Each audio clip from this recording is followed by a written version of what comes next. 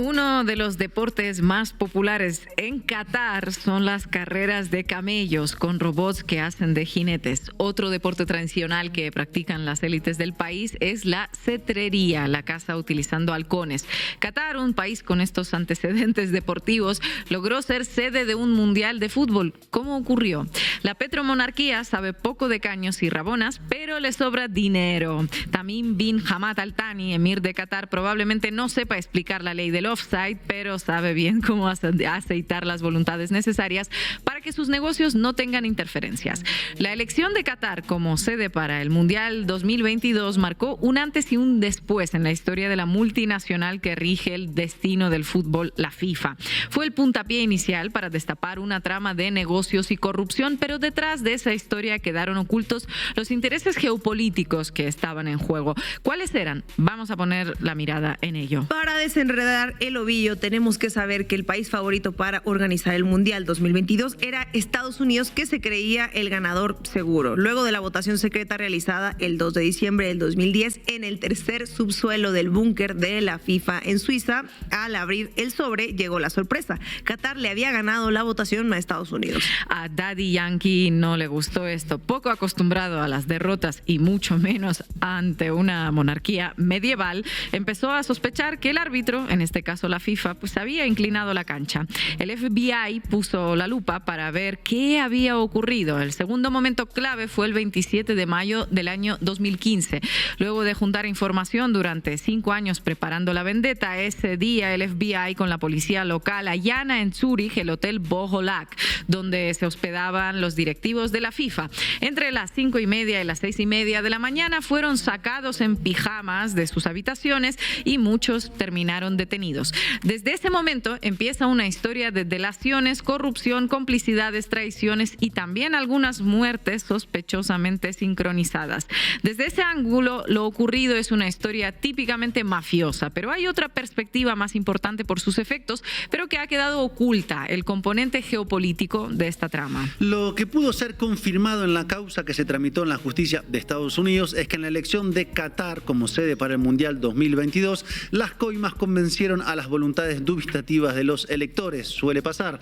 De las 6 federaciones que integran la FIFA, vamos a hacer foco en una de ellas, la CONCACAF, que la integran los países del Centro y Norte América y las naciones del Caribe. Y en la CONCACAF tenemos que detenernos en un nombre que fue clave para la investigación: Chuck Blazer, representante de Estados Unidos, secretario de la CONCACAF e integrante del Comité Ejecutivo de FIFA.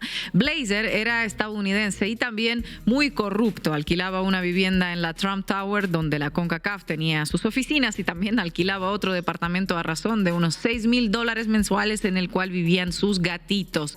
Una mañana, al entrar en la Trump Tower, se encuentra con agentes del FBI que le realizan una oferta que no puede rechazar. Opción 1, vas preso y pierdes todo. Opción 2, trabajas para nosotros y grabas tus conversaciones con dirigentes de la FIFA.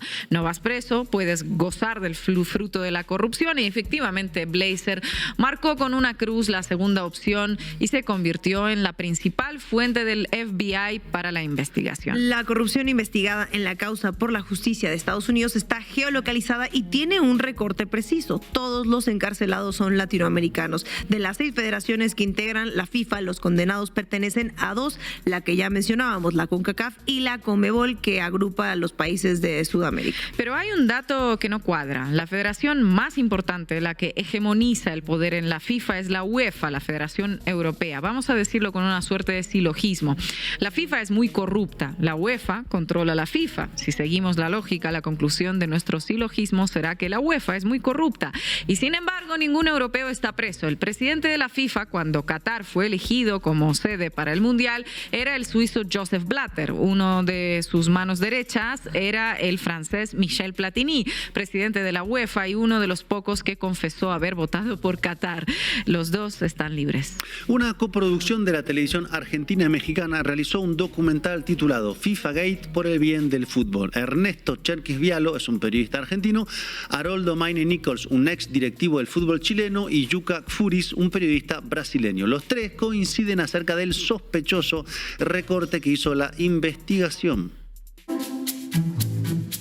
A mí me llamó siempre la atención que los únicos coimeros del mundo del fútbol fueran sudamericanos y que ningún europeo, ningún asiático, un africano, pero por otras cuestiones, estuvieran imputados o sospechados. Es raro. Es raro. Los latinos están presos y el resto dando vueltas sin ningún inconveniente. Eles se resguardam, eles se protegem, porque se o Platini fosse argentino, tinha sido preso. Se o Blatter fosse paraguaio, tinha sido preso. E por aí afora. E os executivos das grandes redes de televisão, da mesma forma. Até as grandes obras lá de trás sobre corrupção no futebol tem sempre grande viés com grande equívoco. Poupar os europeus. A corrupção é uma coisa latino-americana, ou africana, ou asiática, mas os europeus não. Primer acto, Estados Unidos pierde una votación con Qatar y se queda sin su mundial. Segundo acto, el FBI se toma 5 años para amasar la vendetta. Tercer acto, el principal informante es el propio representante de Estados Unidos en la FIFA. Cuarto acto, todos los condenados son latinoamericanos. Veamos algunos detallitos de ese cuarto acto antes de seguir. Entre los corruptores se destacan 2 nombres, el argentino Alejandro Bursaco, propietario de la empresa Torneos y Competencias, y el brasileño J. Ávila, propietario de Traffic. Torneos y Competencias y Traffic eran socias en una empresa llamada TIT con sede en Islas Caimán. Juntas acaparaban los derechos de televisación del fútbol en Sudamérica. Las 2 empresas repartían sobornos entre los dirigentes del fútbol latinoamericano para mantener ese monopolio. En el caso de Bursaco se pudo comprobar que repartió $160 millones en coimas o sobornos para 30 personas. No van a decir que no era generoso. Y aquí llegamos al quinto y último acto, el corazón geopolítico del FIFA Gate, el motivo por el cual el recorte de los condenados fue bien preciso. Luego de las denuncias, la brasileña Traffic quedó fuera del negocio de la televisación del fútbol. En el caso de la Argentina, Torneos y Competencias, el accionista mayoritario pasó a ser la cadena estadounidense Fox. El periodista argentino Alejandro Casar González y el estadounidense Ken Bensinger lo cuentan en el documental FIFA Gate por el bien del fútbol. Las 2 principales beneficiadas fueron Fox y DirecTV, si se quiere.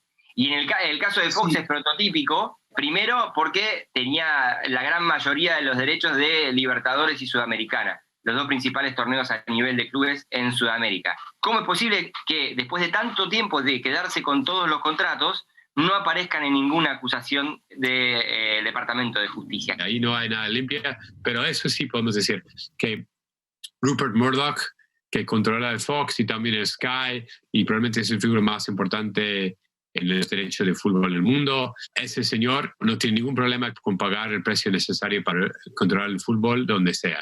El propio Bursaco lo confirma en su declaración en el juicio del FIFA Gate en Estados Unidos. Confirma que las que pagaron las coimas fueron Torneos, Televisa y Fox. Después del FIFA Gate, las cadenas norteamericanas incrementaron su presencia en el fútbol de Sudamérica. Primero fueron los grupos Turner y DirecTV, luego Disney aceleró su avance y se quedó con los canales ESPN y Fox. El periodista Gustavo Veiga lo dice así. Es claro que perdieron el negocio del fútbol unas cadenas a favor de otras.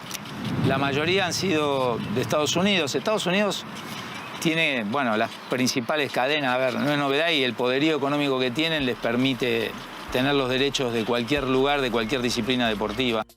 Tal vez uno de los motivos por los que la investigación no avanzó sobre Europa es que el capital estadounidense, a través de sus fondos de inversión, ya controlaba el 20% de los clubes de las 5 principales ligas europeas. Como producto del FIFA Gate, el suizo Joseph Blatter debió renunciar a la presidencia y fue reemplazado por el también suizo Gianni Infantino.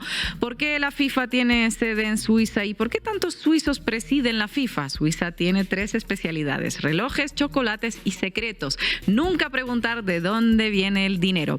Con esta historia detrás, Infantino pues no repitió el error de Blatter en su primera presidencia. Le prometió a Trump que el Mundial de 2026 sería para Estados Unidos y cumplió su promesa y además le dio un premio por la paz. La perla del FIFA Gate es la trayectoria de Loretta Lynch, la jueza que estuvo a cargo de la investigación. La puerta giratoria la llevó esta señora a trabajar en el estudio de abogados Paul Weiss, que a su vez trabaja para la FIFA. El FIFA Gate no terminó con la corrupción en el fútbol. La corrupción cambió de dueño.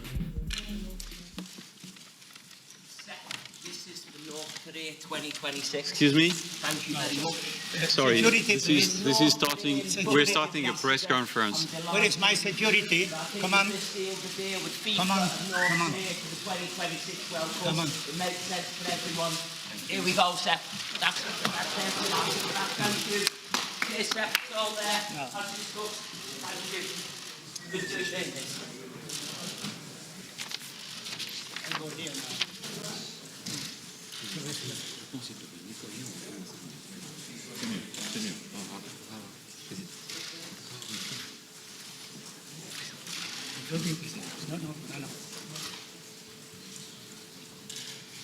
Ladies and gentlemen, we have to clean here first. Otherwise, I will not be able to speak to you, ladies and gentlemen, when we speak about football. This has nothing to do with football.